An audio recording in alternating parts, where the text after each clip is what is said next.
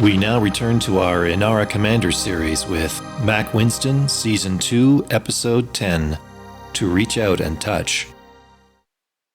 Harvestport, Kappa Fornacis. A new day began on the William F. McCoy like any other.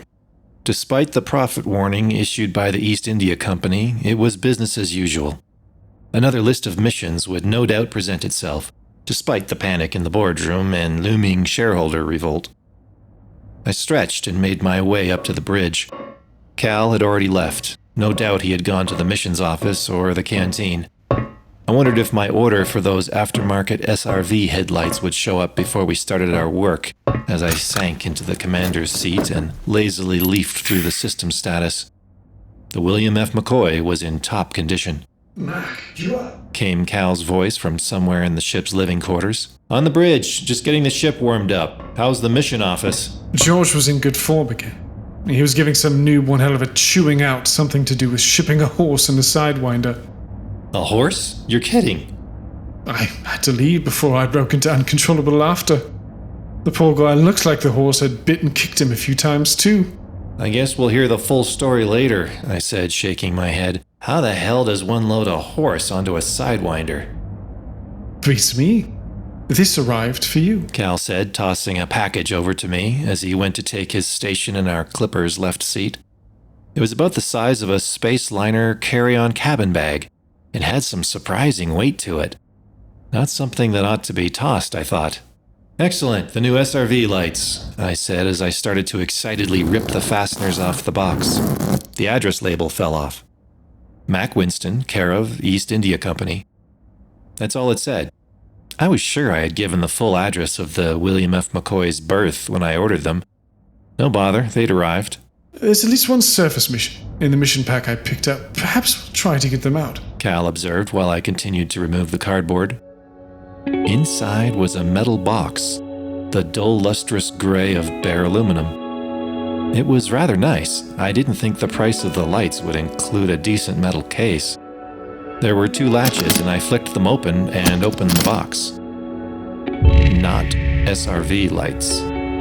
The case was filled with custom-formed foam to keep its contents from damage. Nestling inside was some kind of hand weapon, an absurdly large hand weapon that would barely fit in the hand. I looked at the detached address label again. Yeah, definitely my name on it. I lifted the weapon from its container. It seemed even bulkier when out of its case. I turned it over carefully, examining it. Cal was looking at me, surprised. When did you order that?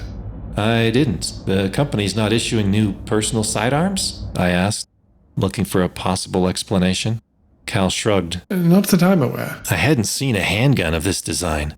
It had the usual parts you'd expect, a safety catch, trigger, hand grip. It was gun-shaped. But it had a yield setting, and felt slightly warm. I pressed the magazine release. The power pack slid out, and I turned it over, examining it. 5 lights glowed on the side, presumably indicating that the power pack was full and ready to go. There was some kind of complex interlocking mechanism on the business end, and it was clear that the power pack was most of the weapon's weight. Warning, ionizing radiation detected, said the ship's computer, matter-of-factly. Shit, I exclaimed, and slammed the power pack back into the weapon. What the hell? Cal was already looking at the console. Don't panic, it's only just barely went over the detection threshold. About 2 bananas worth. A nuclear-powered handgun? There was a spare power pack in its own cutout in the box. It was in an outer case, and was also slightly warm. There was also a small sheet of vellum nestling in the case. I set the gun on the captain's console and took out the piece of vellum, turning it over. Handwriting. Mack, I trust this will help keep you safe. And that was it. That was all that was written, and handwritten too. What do you make of this? Whoever sent this to you was privately educated in the Empire, he remarked. They teach this style of writing in all the expensive schools. Toss me that datapad. Let's see if we can find out what type of weapon we have here. Cal obliged. I offered the weapon up to the datapad's camera. An image search quickly brought up a result. Vega Corporation Death Reeker from Galpedia, the free encyclopedia. The Death Reeker is a semi-automatic handgun notable for being the only handgun designed to accept a nuclear power pack. The weapon was manufactured by Vega Corps for a short period between 3262 and 3263, and was famous for reliability problems, frequently killing its own user. The magazine Assassin's Choice famously quipped that the most effective use of a Death Reeker was to simply throw it at your victim, as the resultant explosion would do more damage than the actual plasma bolt. Most of the reliability problems had been solved by the time the weapon's production run ended in 3263. However, the reported problems with the early models had already caused demand for the weapon to collapse. It is thought that fewer than 50 Death Reekers still exist. Well, great. Someone just sent us a bomb, I think. Sarcasm aside, someone obviously thinks you're special. That's what's worrying me, Cal. That's what has me worried.